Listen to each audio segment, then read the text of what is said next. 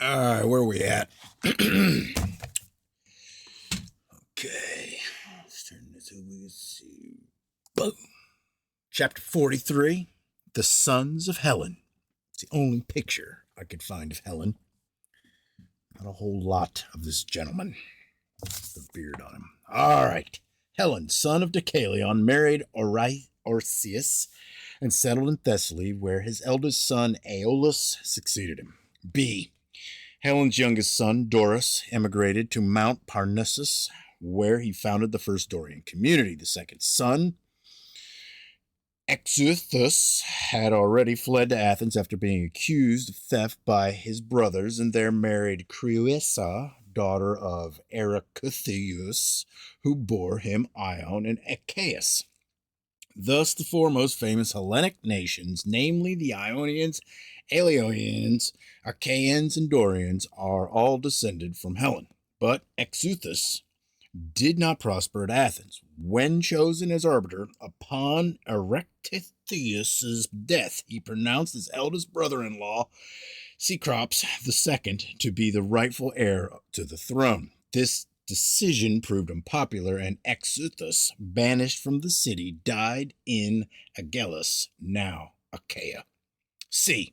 Aelius seduced Carion's daughter, the prophetess Thea, by some called Thetis, who was Artemis's companion of the chase. Thea feared that Cryon would punish her severely when he knew of her condition, but dared not appeal to Artemis for assistance. However, Poseidon, wishing to do his friend Aeolus a favor, temporarily disguised her as a mare called Ippy. When she had dropped her foal, Melanippe, which he afterwards transformed into an infant girl, Poseidon set Thea's image among the stars. This is now called the constellation of the Horse. Aeolus took up Melanippe, renamed her Arne, and entrusted her to the one Desmontes, who, being childless, was glad to adopt her. Charon knew nothing of all this. These names, dude. These names. Sorry. D. Poseidon seduced Arne, on whom he had been keeping an eye so soon as she was of age, and Desmontes, discovering that she was with child, blinded her, shut her in an empty tomb, and supplied her with the very least amount of bread and water that would serve to sustain life. There she bore twin sons, whose Desmontes ordered his servants to expose on Mount Pelion for the wild beasts to devour. But an Icarian herdsman found and rescued the twins, one of whom so closely resembled his maternal grandfather that he was named Aeolus. The other had to be content with the name Boeotus.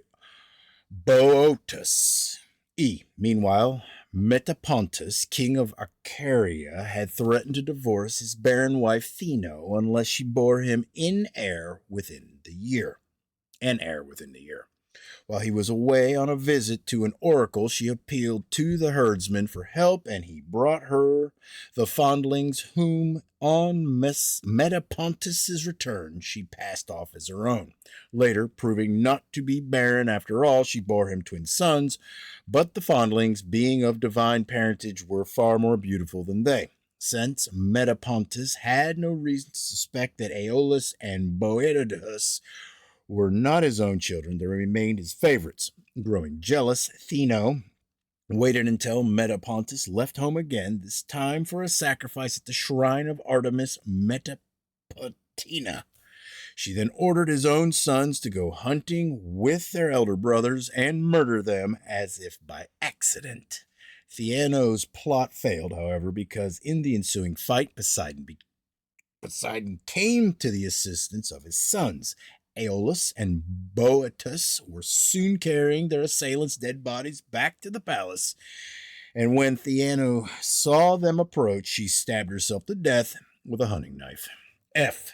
At this, Aeolus and Boeotus fled to their foster father, the herdsman, where Poseidon in person revealed the secret of their parentage. He ordered them to rescue their mother, who was still languishing in the tomb, and to kill Desmontes. They obeyed without hesitation. Poseidon then restored Arne's sight, and all three went back to Icara. When Metapontus learned that Theano had deceived him, he married Arne and formally adopted her sons as his heirs. G. All went well for some years until Metapontus decided to discard Arne and marry again. Aeolus and Boetus took their mother's side in the ensuing wrangle and killed Autolyte, the new queen, but were obliged to forfeit their inheritance and flee. Boetus, with Arne, took refuge in the palace of his grandfather Aeolus, who bequeathed him the southern part of his kingdom and renamed it Arne. The inhabitants are still called Boeotians. 2 Thessalian cities, one of which later became Chaeronea, also adopted Arne's name. H.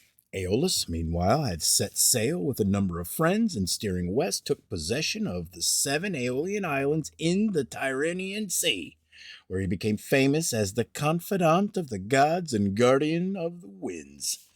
His home was in Lipara, a floating island off sheer cliff, within which the winds were confined. He had 6 sons and 6 daughters by his wife Enerit, all of whom lived together, well content with one another's company, in a palace surrounded by a brazen wall. It was a life of perpetual feasting, song, and merriment until one day Aeolus discovered that the youngest son, Macarius, had been sleeping with his sister Canechi. In horror, he threw the fruit of the incestuous love to the dogs and sent Canechi a sword with which she dutifully killed herself. But he then learned that his other sons and daughters, having never been warned that incest among humans was displeasing to the gods, had also innocently paired off and considered themselves as husbands and wives. Not wishing to offend Zeus, who regards incest as an Olympic prerogative, Aeolus broke up these unions and ordered 4 of his remaining sons to emigrate. They visited Italy and Sicily, where each founded a famous kingdom and rivaled his father in chastity and justice. Only the 5th and eldest son stayed at home, and Aeolus' successor to the throne of Lipara. But some say that Macarius and Canechi had a daughter, Amphissa, later beloved by Apollo. Zeus had confined the winds because he feared that unless kept under control, they might one day sweep both earth and sea away into the air, and Aeolus took charge of them at Hera's desire. His task was to let them out one by one at his own discretion or at the considered request of some Olympian deity. If a storm were needed, he would plunge his spear into the cliffside and the winds would stream out of the hole it had made until he stopped it again. Aeolus was so discreet and capable that, when his death hour approached, Zeus did not commit him to Tartarus, but seated him on a throne within the cave of the winds, where he is still to be found. Hera insists that Aeolus' responsibilities entitled him to attend the feasts of the gods, but the other Olympians, especially Poseidon, who claims the sea and the air above it as his own property and grudges anyone the right to raise storms, regard him as an interloper. Footers. 1. The Ionians and Aeolians, the first 2 waves, the patriarchal Hellene, to invade Greece, were persuaded by the Hellades, already there, to worship the triple goddess and change their social customs accordingly, becoming Greeks. Later, the Archaeans and Dorians succeeded in establishing patriarchal rule and patrilinear inheritance, and therefore described Achaeus and Doris as first-generation sons of a common ancestor, Helen, a masculine form of the moon goddess Helle or Helen. The Perrin Chronicle records that this change from Greeks to Hellenes took place in 1521 BC, which seems a reasonable enough date. Aeolus and Ion were then relegated to the second generation and called sons of the thievish Exuthus, this being a way of denouncing the Aeolian and Ionian devotion to the orgiastic moon goddess Aphrodite. whose sacred bird was the Exuthos, or sparrow, and whose priestesses cared nothing for the patriarchal view that women were the property of their fathers and husbands. But Euripides, as a loyal Ionian of Athens, makes Ion elder brother to Doris and Archaeus and the son of Apollo as well. 2. Poseidon's seduction of Melanippe, his seduction of the mare-headed Demeter, and Aeolus' seduction of Eupe all refer perhaps to the same event, the seizure of Aeolians of the pre-Hellenic horse cult centers, the myth of Arnes being blinded and imprisoned in a tomb where she bore the twins Aeolus and Botus, and of their subsequent exposure on the mountain among wild beasts, is apparently deduced from the familiar icon that yielded the myths of Danae, Antiope, and the rest. A priestess of Mother Earth's is shown crouched in a thallus tomb, presenting the New Year twins to the shepherds for revelation at her mysteries. Thallus tombs have their entrances always facing east, as if in promise of rebirth. These shepherds are instructed to report that they found the infants abandoned on the mountainside, being suckled by some sacred animal: cow, sow, she-goat, bitch, or she-wolf. The wild beasts from whom the twins are supposed to have been saved represent the seasonal transformations of the newly born sacred king. 3. Except for the matter of the imprisoned winds and the family incest in Lipara, the remainder of the myth concerns tribal migrations. The mythographers are thoroughly confused between Aeolus, the son of Helen, another Aeolus who, in order to make the Aeolians into third generation Greeks, is said to have been the son of Exuthus, and the third Aeolus, grandson of the first. 4. Since the Homeric gods did not regard the incest of Aeolus' son and daughters as in the least reprehensible, it looks as if both he and Enarete were not mortals and thus bound by the priestly tables of kindred and affinity, but Titans, and that their sons and daughters were the remaining 6 couples in charge of the 7 celestial bodies and the 7 days of the sacred week. This would explain their privileged and godlike existence without problems of either food, drink, or clothing in an impregnable palace built on a floating island, like Delos before the birth of Apollo. Macarius means happy, as only gods were happy. It was left for Latin mythographers to humanize Aeolus and awaken him to a serious view of his family's conduct.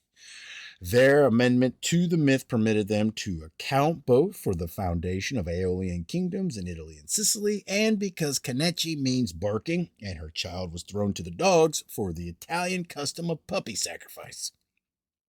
Ovid apparently took this story from the second book of Sostratus's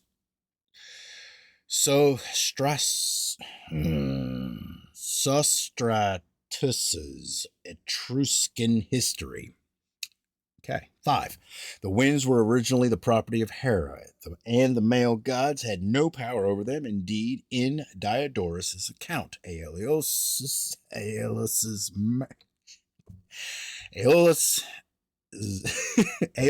merrily teaches the islanders the use of sails and navigation, and foretells from signs in the fire what winds will rise.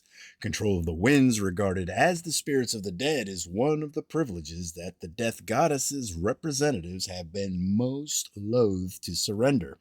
Witches in England, Scotland, and Brittany still claimed to control and sell winds to sailors as late as the 16th and 17th centuries. But the Dorians had been thorough. Already by Homer's time, they had advanced Aeolus, the eponymous ancestor of the Aeolians, to rank of godling, and given him charge of his fellow winds at Hera's expense. The Aeolian Islands, which bore his name, being situated in a region notorious for the violence and diversity of its winds, period.